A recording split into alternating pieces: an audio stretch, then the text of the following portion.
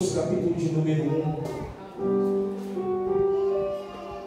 Eu queria trazer aos nossos corações o culto de hoje. E eu queria que você ficasse com a sua Bíblia aberta. Aleluia. Porque eu quero pregar a palavra de Deus juntamente com você, acompanhando aquilo que a Bíblia está nos relatando dentro desse tema. E que tema que seria esse, tão assim difícil de ouvir, tão não comum de se ouvir administrações. O tema que é o assunto hoje das redes sociais, o tema que é o assunto hoje nos nossos locais de trabalho, na nossa vizinhança, nos salões, onde as mulheres arrumam lá os seus cabelos, fazem as suas unhas, os homens fazem as suas barbas e cabelo também. O assunto que é mais falado nas esquinas, nas ruas, em qualquer ambiente, não somente em Belo Horizonte, Minas Gerais, mas como em todo o Brasil. Quero falar com você a respeito de política.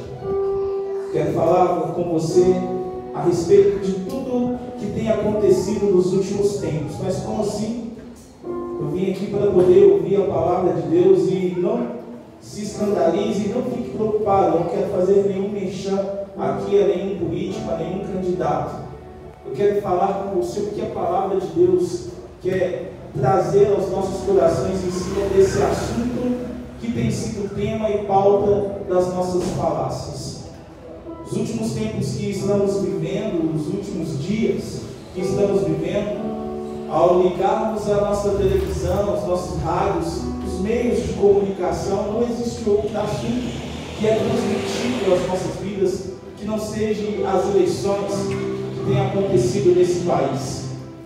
Nos últimos dias, em todos os lugares, todas as pessoas que conversamos, o assunto é as votações, os candidatos que foram eleitos, quem não foi eleito, os candidatos que estão a se eleger. O assunto é somente esse, que tem entrado em nossos ouvidos e que tem nos despertado a atenção para poder dialogarmos com as pessoas que conhecemos. Sabemos que passamos por o primeiro momento de votações, em que os deputados foram eleitos, os senadores e os governadores de cada estado, mas vai chegar um próximo momento em que estaremos voltando novamente às urnas para poder votarmos nos candidatos que estarão concorrendo ao cargo-chefe da hierarquia maior do nosso país, que é a presidência. Talvez você deve estar se perguntando o que isso tem a ver comigo, o que isso tem a ver com a igreja, o que isso tem a ver com a palavra de Deus. E não se assuste, porque a palavra de Deus também ela nos trata e nos relata a respeito desse assunto, a respeito desse tema, a respeito desses cargos ou dessas hierarquias dos líderes governamentais. Nós, quando pegamos a palavra de Deus, nós lemos que José ele foi governador no Egito. Quando nós analisamos a palavra do Senhor, a Bíblia vai nos dizer que o povo então pediu a Deus que um rei fosse eleito em meio a eles, e Deus, mesmo não concordando, não aceitando, permitiu que Saul fosse o escolhido a ser rei e imperar, governar sobre o povo. E sabemos que sucessivamente após Saul, vários outros reis vieram a governar o povo de Deus, e não somente o povo de Deus. Em todas as denominações e regiões pela terra existiam os governantes que estavam ali acima de todo o povo. Nós vimos que o momento em que Jesus, o período em que Jesus estava vivo, presente, humanamente dizendo, na terra, existia o Império Romano, existiam os políticos religiosos, os fariseus, os saduceus, os mestres das leis, que trabalhavam em prol de ações em meio à sociedade. Traduzindo para os tempos de hoje, a política que nós vivemos, em que autoridades que pela permissão do Senhor, porque a Bíblia vai nos dizer que toda a autoridade constituída é permissão de Deus, e nós devemos reverência, obediência a essas autoridades. Hoje existem as leis em que nós vivemos, e todos nós sabemos que se sairmos daqui e furtar algum objeto que não nos pertence, é caracterizado como roubo. E se isso vier a ser consumado e viermos a ser apanhados no ato em flagrante, a lei que está sobre nós, ela nos direciona ao cárcere, ou seja, à prisão, porque existem regras que nós devemos seguir, e essas regras hoje que estão sobre nós, todas elas foram fundamentadas lá atrás, na Constituição em que impera sobre o nosso país. Ou seja, não podemos viver somente pensando e agindo da forma que pensamos. Existem regras a serem seguidas. Hoje nós vivemos as regras da palavra de Deus, mas existem as regras e os direitos dos homens em meio à sociedade. E quem está organizando tudo isso? Os deputados, os vereadores, os senadores, os prefeitos, os governadores, os presidentes, toda a autoridade que foi constituída acima de nós, abaixo de Deus. Para que você entenda que não estamos falando nenhuma abobrinha aqui, é necessário entender o que está dizendo a palavra, o que acontece dentro da palavra com aquilo que nós vivemos hoje. E o que queremos trazer ao meu e ao seu coração? Não se preocupe, iremos entrar dentro da palavra do Senhor. O assunto que está imperando nesse momento ao nosso derredor tem me chamado a atenção e tem despertado a atenção para Deus, ao ponto de Ele me conceder a oportunidade de trazer esta palavra, ou ligar a chave do alerta para a igreja de Cristo. Porque não é somente uma eleição que está acontecendo, não é somente o deslocar a um local para poder votar e eleger algum candidato que está acontecendo. Nos últimos tempos nós temos visto que existe no cargo-chefe, agora, propriamente dizendo, em que iremos votar para o presidente, existem eleitores ou pessoas que defendem a causa do presidente Jair Bolsonaro, porque todos nós temos visto, todos nós temos ouvido, todos nós temos observado que ele é um político mais conservador, que preza pelos direitos da família, pela sociedade comum, dentro daquilo que está pautado dentro da palavra do Senhor. Tem as suas falhas, tem os seus defeitos, eu não estou aqui para julgá-lo e nem para poder defendê-lo. E nós sabemos que por outro lado existe um candidato, Luiz Inácio Lula da Silva, que todos os seus eleitores não concordam com as pautas do seu oponente. E eu quero dizer algo aqui para você, mas concordam com alguns atos que foram realizados, alguns trabalhos que foram feitos. E nós sabemos que os dois grupos divergem em opiniões. Os dois grupos não concordam com a ideologia de cada um. E trazer esse assunto aqui para você é um mínimo um pouco polêmico, porque existe um dito popular e fora que muito nós ouvimos: existem assuntos que não devem ser comentados ou não devem ser discutidos. Um é política e o outro é religião.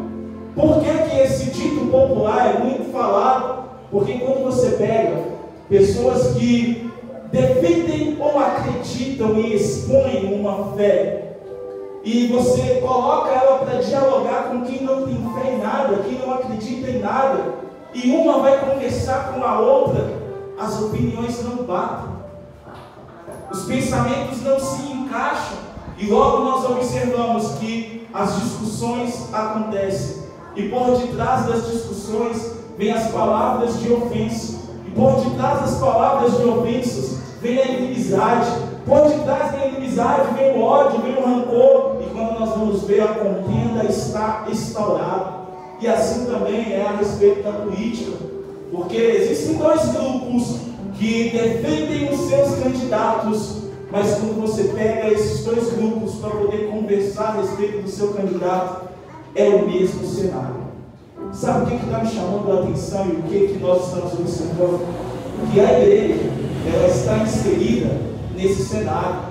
Porque se você pega as suas redes sociais e você vê as postagens dos seus amigos na última semana em que estamos presentes, os comentários hoje têm sido de afronta contra a igreja. Por quê? Porque segundo o que estamos observando, a igreja está a favor de um candidato, Bolsonaro, e as demais pessoas que estão a favor do candidato Lula estão acusando a igreja, ou os cristãos, os crentes. E os crentes, por outro lado, ou pelo menos aqueles que se intitulam ser, estão jogando palavras contra aqueles que defendem um candidato que não está pautado dentro daquilo que nós acreditamos.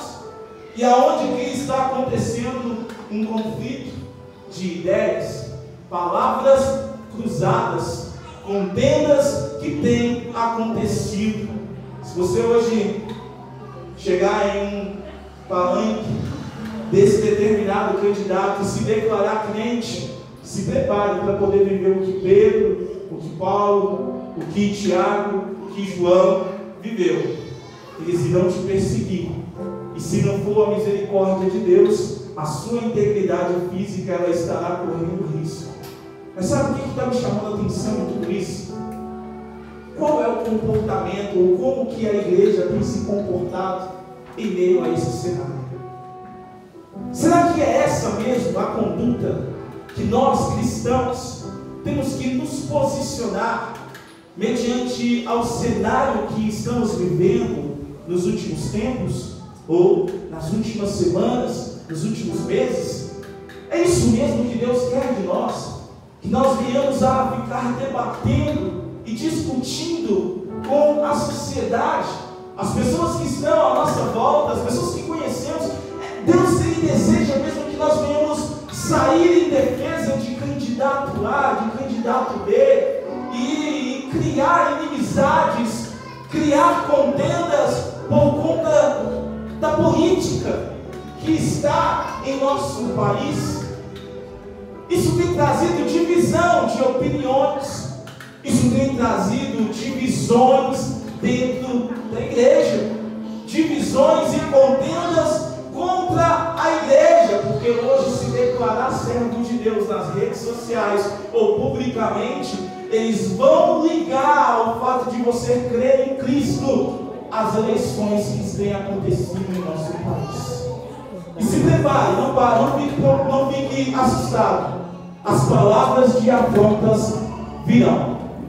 Essa semana eu pude ouvir um colega, um conhecido, e a postagem dele dizia da seguinte forma: tudo que faz um crente ficar com raiva, eu apoio. Se for para poder desmoralizar o crente, e os comentários eram esses: se for para desmoralizar o crente, ou raça, eu apoio. E as pessoas logo na sequência diziam: odeio esses crentes, essa raça tem que morrer, temos que desaparecer com eles. É eles que, em outras postagens, que a gente começa a observar, é por conta dos crentes que esse candidato está aí no segundo turno. Temos que exterminar eles, é terra declarada mesmo. É o que temos ouvido, é o que temos observado. Mas eu quero te chamar a atenção agora dentro da palavra de Deus. Eu quero trazer algo de Deus para o meu e para o seu coração. E eu quero dizer para você, meu irmão, o nosso foco ainda é Jesus Cristo. Eu acho que você não entendeu. O centro das nossas atenções, o centro da nossa vida permanece sendo Cristo. Nem Bolsonaro, nem Lula, nem Aécio Neves, nem Nicolas, ninguém derramou o sangue na cruz do Calvário por mim e por você. Quem morreu por mim e por você foi Jesus Cristo. A pauta que tem que estar em nossos corações é Jesus Cristo. A falácia que tem que sair das nossas bocas é sobre Jesus Cristo. As discussões e as ministrações pregações que temos que expor em meio à sociedade é sobre Jesus Cristo.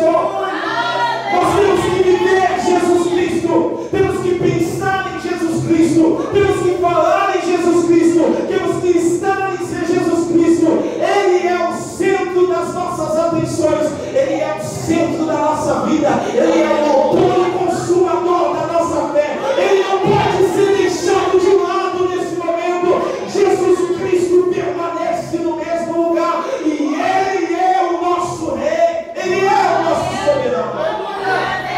E isso não pode ser apartado do meu e do seu coração. Mas o que a Bíblia ela vai nos dizer com todo esse cenário que temos vivido?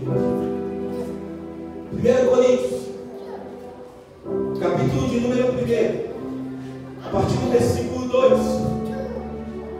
A igreja de Deus que está em Corinto, aos santificados em Cristo Jesus e convocados para serem santos. Eu quero deixar uma vírgula. Eu e você fomos santificados pelo Senhor. E a nossa convocação não foi para sair por aí criando inimizades com assuntos que não vai interferir ou não vai agregar na nossa salvação, na nossa vida cotidiana com o Senhor. Nós fomos convocados para uma vida santa. E ser santo, meu irmão, significa ser separado. Quem vê a mim, quem vê a você, tem que enxergar é Jesus Cristo em sua vida. Quem vê a mim e vê a você, tem que entender que dentro de você está a presença do Espírito Santo. E o que tem que chorar e germinar das nossas vidas é os frutos do Espírito Santo, ao ponto de pessoas que veem você possam enxergar a glória de Deus sobre a sua vida e quererem estar perto de você, porque você é o transportador da fé e da presença em Jesus Cristo. Aleluia! Quem enxerga a mim e você não pode nos observar em vãs discussões, contendas, iras, por interesses alheios que não vão agregar na nossa caminhada, no nosso maior objetivo, que é herdar o reino dos céus.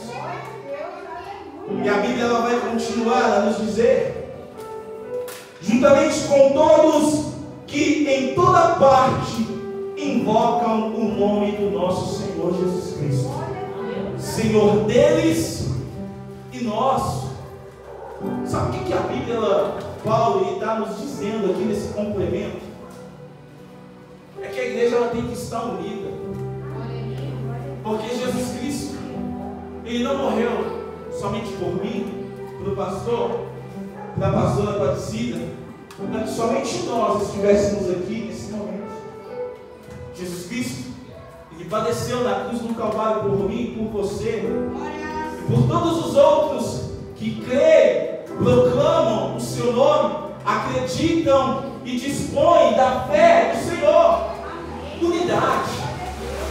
E essa unidade ela não pode cochear em dois pensamentos. A igreja não pode estar dividida nesse momento. A igreja tem que estar unida e com foco na cruz do Calvário. Porque é de lá que emana sobre as nossas vidas, ou que emanou sobre as nossas vidas, o arrependimento, o perdão dos nossos pecados, a cura de todas as enfermidades e a oportunidade de herdarmos o reino dos céus. Porque a Bíblia diz que Ele levou na cruz todas as nossas dores, todas as iniquidades, as nossas transgressões.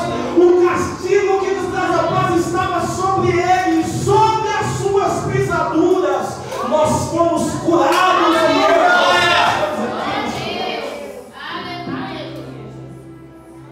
A igreja tem que ter esse pensamento unificado sobre esse momento de sermos separados. Nós não podemos nos contaminar com as iguarias desse mundo. Nós não podemos nos amoldar com os padrões desse mundo, não.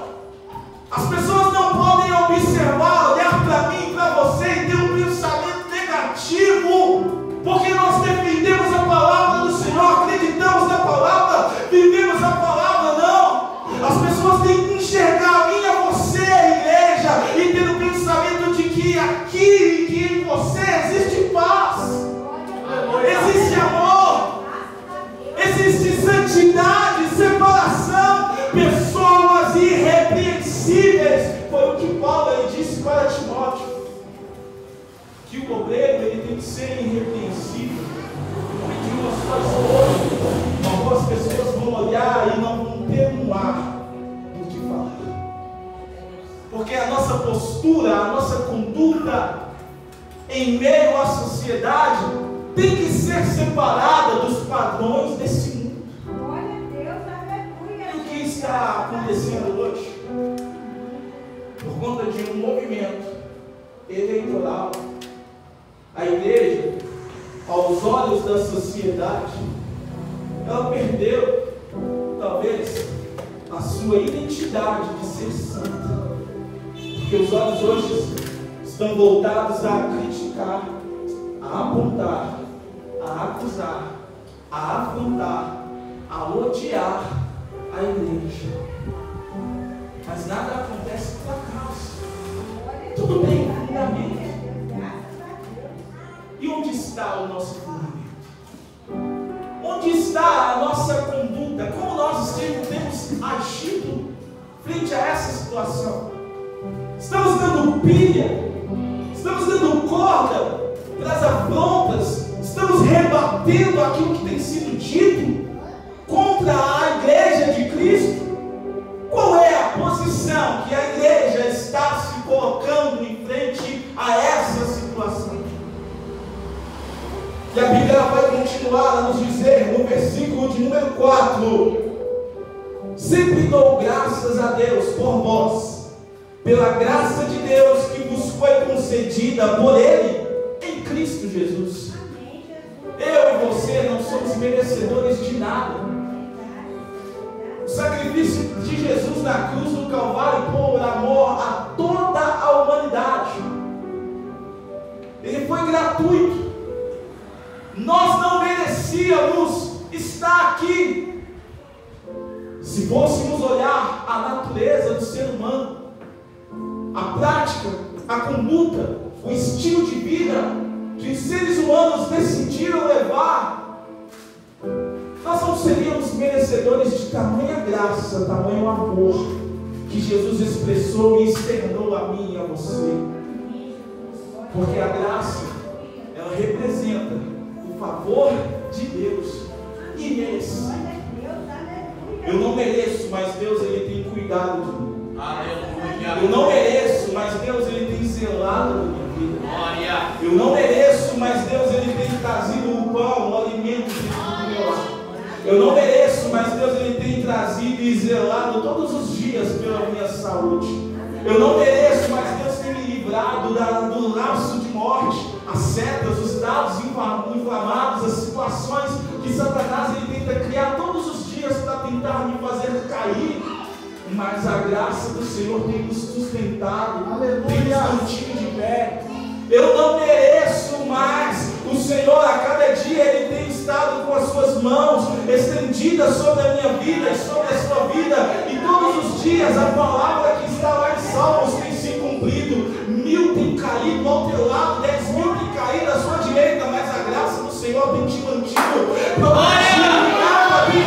sido comigo e com você, porque estamos descansando debaixo da sombra ou das asas do onipotente e poderoso Deus. Aleluia. Eu não sou merecedor, mas Jesus Cristo entregou a sua vida.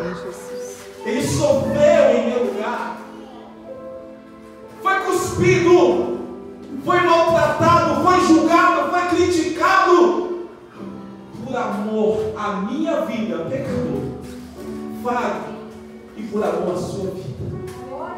Isso é a graça do Senhor, um favor que Ele externou às nossas vidas, mesmo nós sendo muitas das vezes ingratos, não reconhecendo todo o seu cuidado, todo o seu zelo.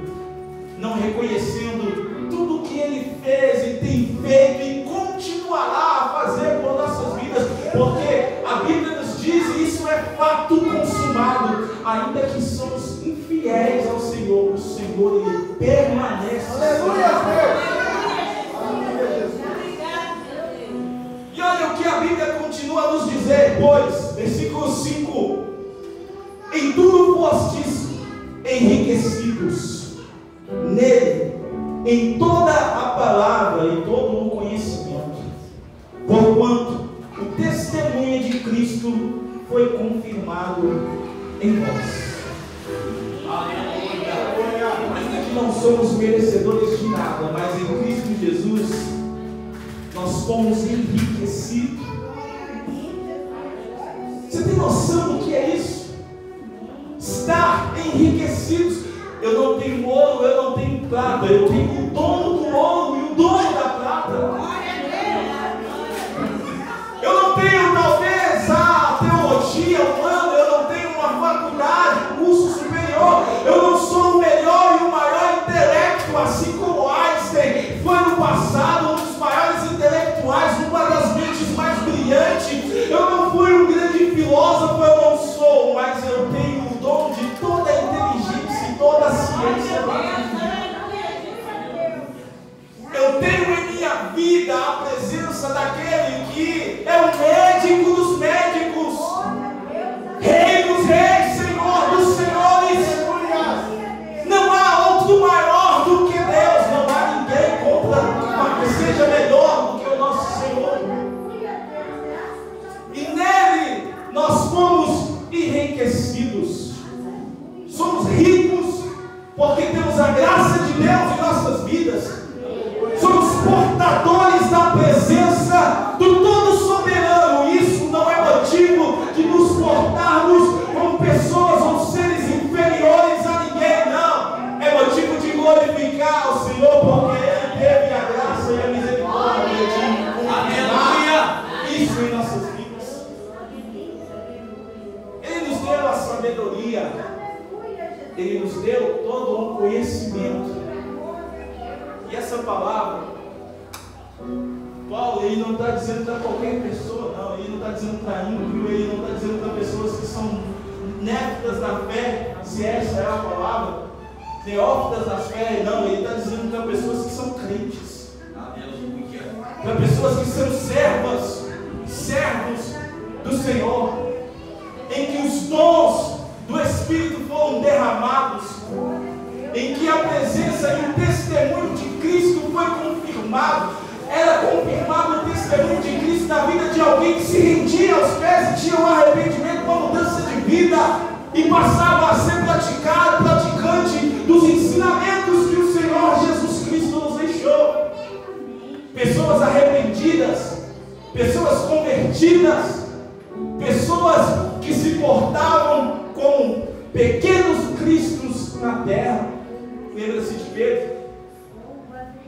Ei, Pedro! Jesus estava lá para ser julgado, ser preso. E as pessoas estavam lá para poder assistir aquele cenário. E então Pedro, logo quando Jesus foi preso, Pedro não foi atrás para ver o que tinha acontecido e ser curioso. Estar perto de Jesus naquele momento, talvez fosse esse o pensamento. E a Bíblia vai nos dizer que então as pessoas olhavam para Pedro e falavam para Pedro assim: ei, é você. Eu, sim, você. Você estava com ele? Não, eu não. Eu não estava. E talvez Pedro tentou se afastar, tentou fingir que nada estava acontecendo, mas de repente, é você sim que estava com ele. Você se veste como ele. Não, eu não sou. Não conheço. Não sou eu. Você está enganado. Não, é você. Você fala como ele. Não. E Pedro ali, ele negou a Jesus. Por 3 oportunidades ele negou a Jesus. Mas o que me chamou a atenção é que as pessoas enxergaram em Pedro um cristão, porque o testemunho de Cristo estava confirmado na vida de Pedro. As pessoas olharam para Pedro e viram que Pedro era igual a Jesus, que Pedro estava perto de Jesus, que Pedro caminhava com Jesus, que Pedro vivia os ensinamentos de Jesus. As pessoas olharam para Pedro e viram algo diferente nele, porque o testemunho de Cristo, por mais que Pedro ali naquele momento estava o negando, o testemunho de Cristo estava confirmado.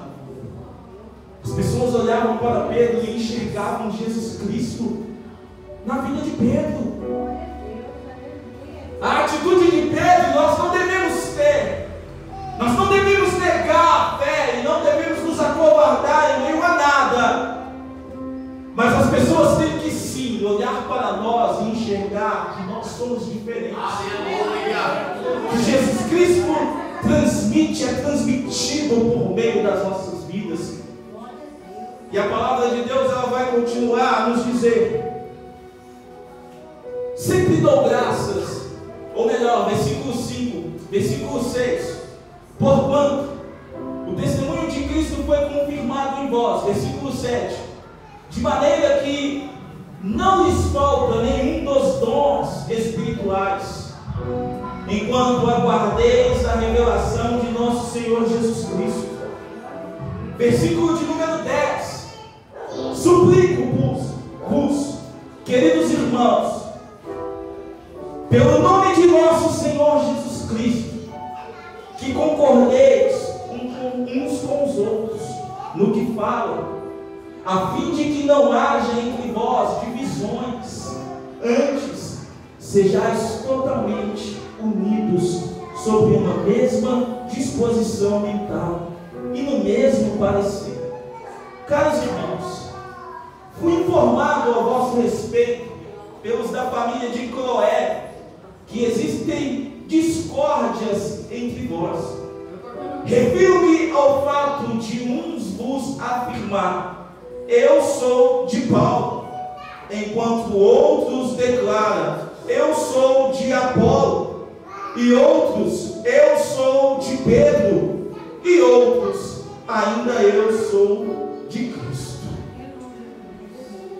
Isso bate com o cenário que temos vivido hoje em Yuri, porque uns batem no peito e dizem: eu sou bolsonarista, e outros vão bater no peito e vão dizer que eu sou petista.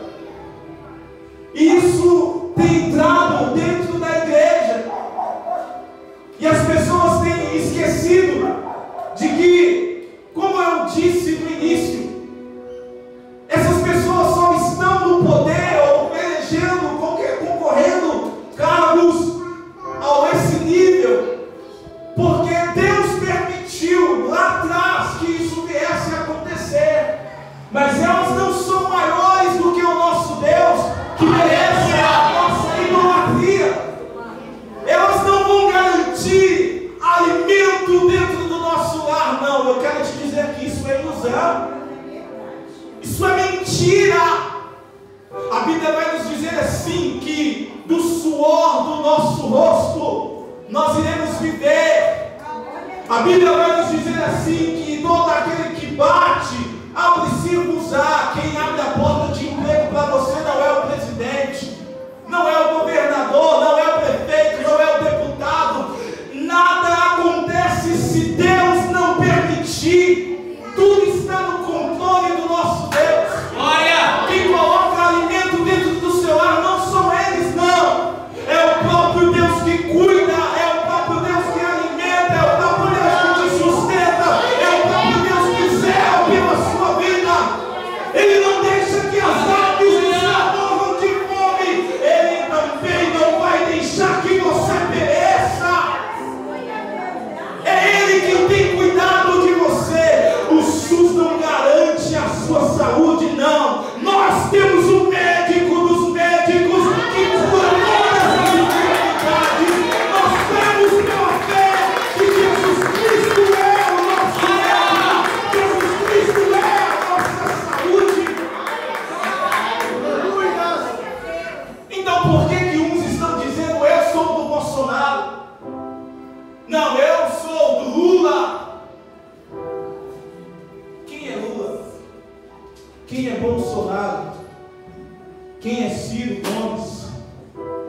Quem é Tebet?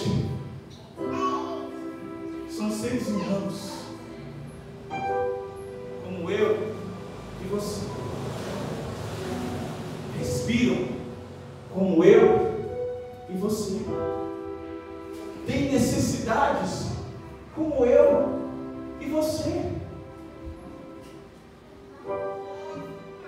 Nada acontece sem que Deus não permita. A minha confiança e a sua confiança não tem que estarmos dominantes. Não tem. Eu e você não precisamos sair por aí batendo boca, discutindo, tratando de ter inimizade com pessoas, respondendo afrontas nas redes sociais, perdendo amizades por conta disso. Não. Nós temos que estar focados em Jesus Cristo. Glória. É Ele que nos sustenta, é Ele quem cuida de nós. Essas pessoas não têm nada a nos oferecer de bom. Eu quero te dizer aqui o que a Bíblia nos fala. Estamos caminhando para os fins dos tempos, e a volta de Jesus está próxima. Se você tem depositado a sua esperança que Bolsonaro, que Lula vai trazer uma melhoria para você, eu quero te contrariar. Não vai. A Bíblia é muito clara em dizer que nos finais dos tempos haveria fome, haveria maremoto, haveria terremoto, nação iria se levantar contra nação, reino contra reino, pai ia se levantar contra filho, filho ia se levantar contra pai. Por conta da iniquidade, o amor de muitos iriam se esfriar, e por amar o nome dele, a igreja seria perseguida, e se possível, aqueles falsos profetas iriam enganar até mesmo os escolhidos. Não há perspectiva de melhoria quanto ao cenário que nos aponta para a volta de Cristo, não. Oh, glória a Deus. A volta de Cristo, quando estiver próxima, vamos viver de caos. O cenário não vai melhorar, o homem não vai poder fazer nada. E se levantar um que comece a fazer muitas coisas melhorando a sociedade, coloque a sua barba de molho, porque esse aí pode ser o anticristo enganando.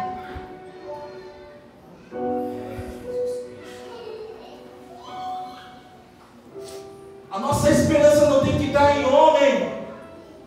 A nossa esperança tem que estar naquele que disse e nos prometeu que Ele foi nos preparar um lugar, mas que Ele iria voltar para poder nos buscar para o lugar em que Ele estiver, estejais nós também. Um lugar que não vai ter corrupção, um lugar que não vai ter morte, um lugar que não vai ter choro, um lugar que não vai ter sofrimento, um lugar que não vai ter tristeza, um lugar que vai ser governado por Ele, Jesus Cristo. Ele é o nosso guia, Ele é o nosso governador, Ele é o nosso rei, Ele é o nosso soberano, e a nossa esperança está nele. As coisas boas que podem refletir nas nossas vidas têm que estar completamente pautadas e esperadas em Jesus Cristo. E a Bíblia vai continuar a nos dizer, para a gente finalizar esta palavra. Aleluia. Capítulo de número 3, versículo de número 3 de 1 Coríntios. Porque ainda sois carnais, vistos que campeiam entre vós todo tipo de inveja e discórdias. Por acaso não estáis sendo carnais, vivendo de acordo com os padrões exclusivamente mundanos? Pois quando alguém alega, eu sou de Paulo, e outro, eu sou de Apolo, não estáis agindo absolutamente segundo os padrões dos homens? Quem é, portanto, Apolo? E quem é Paulo? Uma pergunta.